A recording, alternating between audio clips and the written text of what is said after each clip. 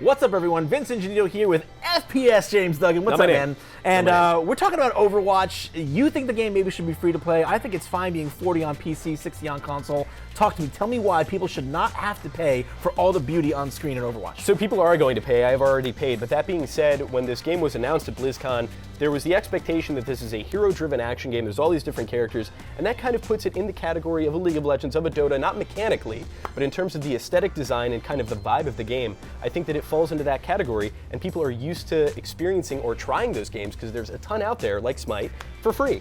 And basically, Blizzard is the reason why they are not going the free-to-play route doesn't make a ton of sense. So they're saying that there's all these different characters, and they don't want some locked behind a paywall and others not, which is the League of Legends approach. But games like MOBA games like Dota have established that you can fuel the game purely with cosmetic upgrades, skins, all kinds of different things. Sure, the compendium.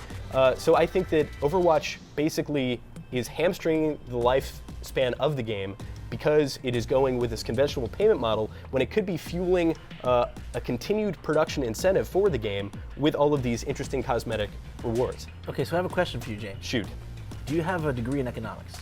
No, I don't, but neither do you, Vince. Neither do I. I know I like to play my games free. That's what I know. Neither do the warriors on most online message boards, I would say, either. And this is the problem, is that everyone, the first thing they say is that they think it's better for the economic long-term health of the game if they go with a free-to-play model. And it's like, sure, that might be true for some games. Maybe for a game like League, yeah, League struck it big. They hit the jackpot. Maybe that worked out for Dota. Well, I'll say it has worked out for Dota, but that's because it's backed by a company that was able to afford losing money on it for a very long time. Not to mention that it's a game that has a pre-installed user base that they knew there'd be a certain amount of success after a certain time. I feel like a lot of the discussion about whether or not this game should have been free to play comes down to it's the magic word again, right? It's expectations. You see games kind of like it do it, or even two other games. It's fair. In fairness, two other games from the same company that have done it. But at the end of the day, if you A, don't want to go broke or lose a lot of money up front, and B, you want to make sure that people can have the entire experience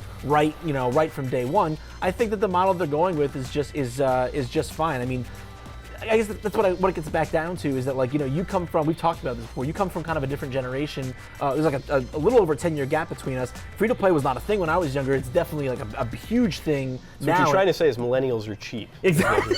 No, trying to just stab that knife. You're putting words in my mouth. I'm just technically I'm a millennial as well. I'm like 78. I'm like right there. Okay, I'm one of you. But I'm just saying, don't you think it's a little bit unfair for people to say it's like the mobile race to the bottom, right? Like people see a really good deal over here and they're like, well, that's just what the standard is supposed to be. Sure, but I think it's hurting the game more than it's helping it. And there is a silver lining. If you've paid $60 for this game, or $40, then you're getting everything forever, supposedly, and you're not going to have to pay extra money for new heroes, new content. And I'm not sure what the deal is with those little loot crates you get at the end every time you level up. I feel like there will be a way to unlock those for money, but again, those are cosmetic.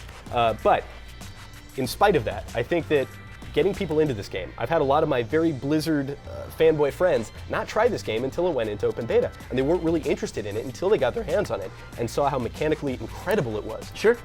So for that purpose, I think putting a $60 price point on it definitely creates a wall that a lot of people can't impasse because they don't know that they're going to love the game. They think it's maybe a little bit shallow. Maybe it's multiplayer only. There's only a couple of heroes. You play them all once or whatever.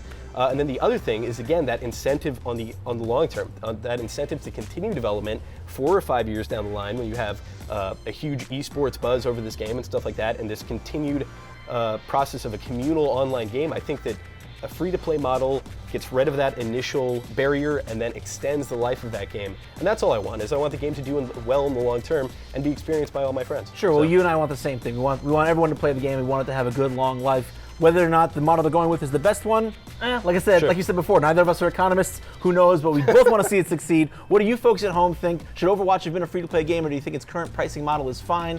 Let us know in the comments below. And for everything on Overwatch, keep it right here on IGN.